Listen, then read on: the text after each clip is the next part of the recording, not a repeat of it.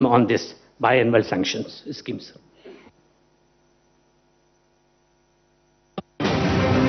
సంపద సృష్టి అంటే ఇది, ప్రజల వద్దకే పాలన అంటే ఇది, గుండె గుండెకు చేరువైన ప్రభుత్వం అంటే ఇది.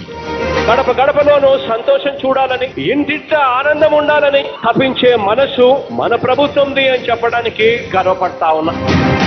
360 డిగ్రీస్, ఎప్పుడు ఎక్కడ ఎవరు ఏ కారణం చేతైనా సరే తమకు అర్హత ఉండి కూడా సంక్షేమ లబ్ధి అందలేదని అనడానికి వీలులేని విధంగా పరిపాలన సాగిస్తున్న ప్రభుత్వాన్ని బహుశా ఈ ప్రపంచం చూడ్డం ఇదే మొదలు కావచ్చు.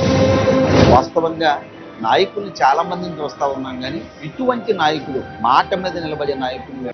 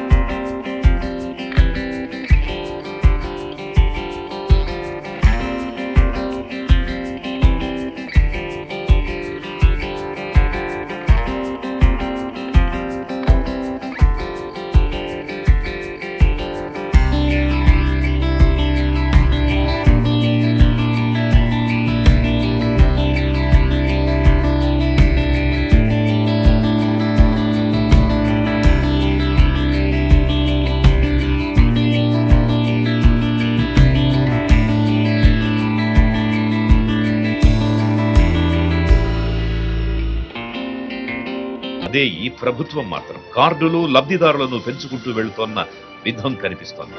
నవరత్న పథకాలు ఏవైనప్పటికీ టెక్నికల్ ఇష్యూస్ వల్ల మధ్యలో ఆగిపోయి డబ్బులు పడకుండా ఉన్న వాళ్ళకి మళ్ళా బయోన్న శాంక్షన్ అనే దాంట్లో అప్లై చేసుకొని మళ్ళా డబ్బులు రావటం అనేది నాకు చాలా సంతోషంగా ఉంది. డాక్యుమెంట్స్ అవన్నీ తీసుకొని ఇంటికి వచ్చి తిరిగి అవన్నీ చేసి వస్తాయమ్మా నీకేం పర్వాలేదు అని చెప్పి ధైర్యం ఇచ్చారు.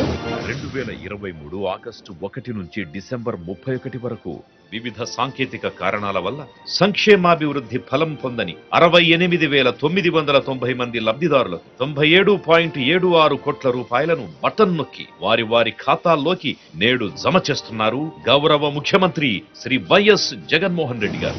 2021 డిసెంబర్ నుంచి అర్హులై ఉండి లబ్ధి పొందని వారిని గుర్తించి వారి కోసం ఈ 5 పర్యాయాలుగా వెచ్చించిన మొత్తం 1,744.76 కోట్లు. వీటితో పాటు కొత్తగా అర్హులైన మరో 1,17,161 మంది పెన్షన్లు, ఇంకో 6,314 మందికి ఆరోగ్యశ్రీ కార్డులు, మరో 1,11,321 మందికి రైస్ కార్డులు, ఇంకో 34,623 మందికి ఇళ్ల పట్టాలను కూడా నేడు అందిస్తోంది జగనన్న ప్రభుత్వం.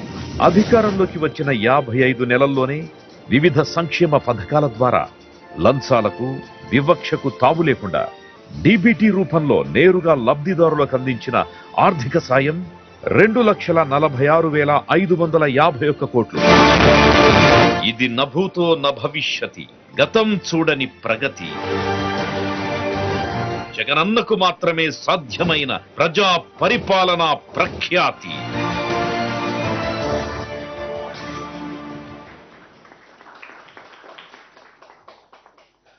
సార్, ఇప్పుడు గవర్నమెంట్ మంత్రి వర్యులు సురేష్ గారిని